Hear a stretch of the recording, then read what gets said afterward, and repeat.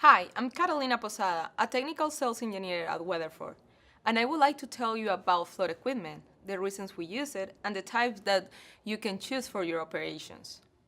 Float equipment is attached to the downhole end of the casing string. The main function includes driving the casing to total depth, preventing wellbore fluids or cement from re-entering the casing, and providing a landing point for cement plugs. Most float equipment withstand extreme conditions, including temperature, back pressure, plug bump pressure, tensile force, and abrasion. Float equipment can be classified into three categories: open, closed, and autofill. Each type has its own unique advantages. Open float equipment allows fluid to freely enter the casing. An example of this type is a guide shoe.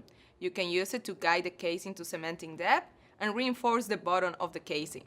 In this group, you can find float shoes, reamer shoes, and collars. They have check valves that prevent fluid from entering the casing. Conventional float shoes guide casing past ledges and obstructions to the target depth and also serve as a primary valve after cement displacement. One example is the eccentric nose downjet float shoe. The downjets deliver a jetting action to wash out bridges and evenly distribute the cement slurry for minimal channeling. A second example is the Diamondback reamer shoe. It is used most often to condition wellbores and overcome restrictions. It has a full coverage carbide blade cutting structure. The diamond-shaped pads help you to rotate, reciprocate, and safely guide casing and liners. Large flow direct pores on the nose cover the entire wellbore to prevent channeling. Conventional float collars serve two important purposes during primary cementing. First, they act as a backup valve to the float shoe and act as a first valve when running a guide shoe. Secondly, they provide a landing point for the casing wiper plug. One example is the non-rotating float collar, which prevents plug rotation during drill out. It has a phenolic non-rotating plate on which a multi-tooth non-rotating wiper plug will land. Most conventional float equipment has one or two check valves.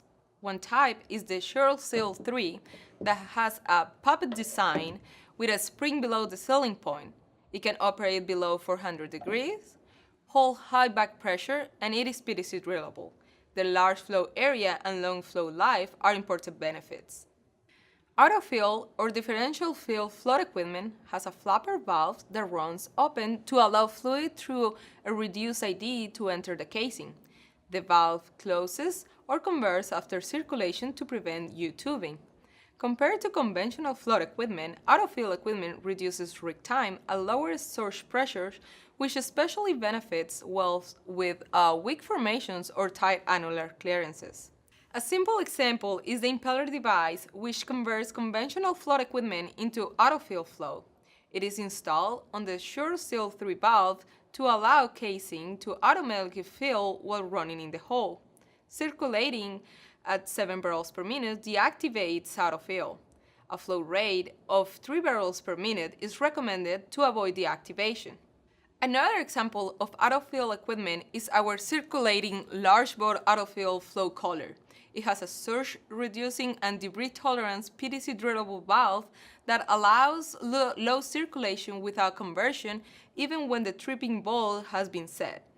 It has a large open bore that minimizes surge and reduces stress on the formation while running in hole.